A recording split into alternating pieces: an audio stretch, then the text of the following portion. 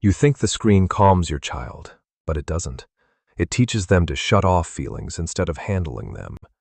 In this video, you'll see exactly what your child's brain learns in that very moment. Imagine you're sitting in a restaurant.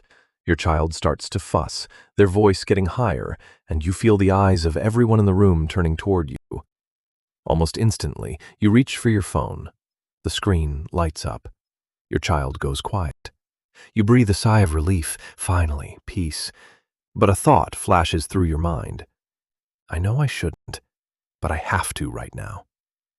That moment looks harmless, and it happens every day. But that is exactly when your child's brain is learning something very specific. It's not about the screen. It's about how to process emotions. And once you understand what's really happening, you will never look at a quiet child the same way again.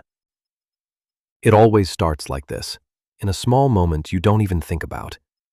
Imagine a crowded restaurant. Your child starts to cry, and your first instinct is to hand them the phone before those judgmental eyes in the room can even turn your way. You don't do it because they need the screen. You do it because you want the chaos to end fast. Too fast. Your child's brain registers a link.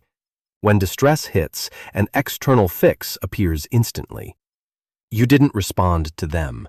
You replaced the moment. Do you realize that by chasing silence, you're taking away their chance to sit with discomfort?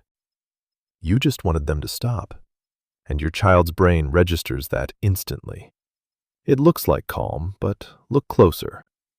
When your child stops crying the moment they see the screen, it's only because a dopamine spike has hijacked their attention. You might think, wow, it works, they're quiet now. But their emotional processing was just bypassed. It's not calm. Your child didn't learn to self-regulate, their brain learned to escape. Do you realize you're building a dependency instead of emotional strength? And that changes everything about how they react the next time they feel upset. It looks like calm, but look closer. This silence isn't real peace. It's a distraction. When you hand over that screen, you aren't helping your child process their pain. You're just disconnecting them from it. Do you realize you're trading your child's long-term growth for a few minutes of quiet? The truth is, your child isn't getting better. They are just learning to escape. And the cost of this silence is higher than you think. The tantrum isn't the problem, the missing practice is. Every time your child feels sad or bored, their instinct is to reach for a screen, instead of learning to sit with their own emotions. Have you ever wondered why, as they get older, they become even harder to soothe? Again, the truth is, the neural pathways for frustration tolerance are never built. You aren't calming your child. You're removing the training. When focus is replaced by instant stimulation, self-control fades and dependency grows. Do you really want them to grow up without the ability to soothe their own pain? These behaviors won't just shrink, they're building. That silence feels like relief. It feels like success. When your child sits still for hours with a tablet, you finally get that moment of peace you've been desperate for. You tell yourself, at least they're not bothering me right now. But look again. Look closer. What you see as good behavior is actually just the temporary disappearance of emotion. You didn't calm your child.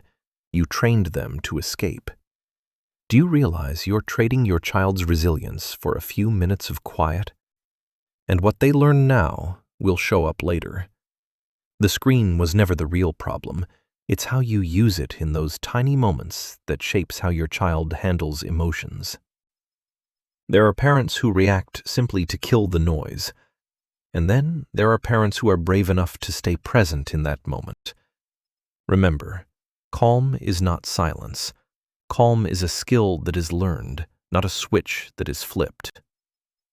When was the last time you handed your child the phone? And in that moment, what were you really trying to avoid? If you want to dive deeper into how a child's brain actually learns, stay with us on this channel. Your child won't remember what was on the screen, but their brain will remember exactly how you handled that moment.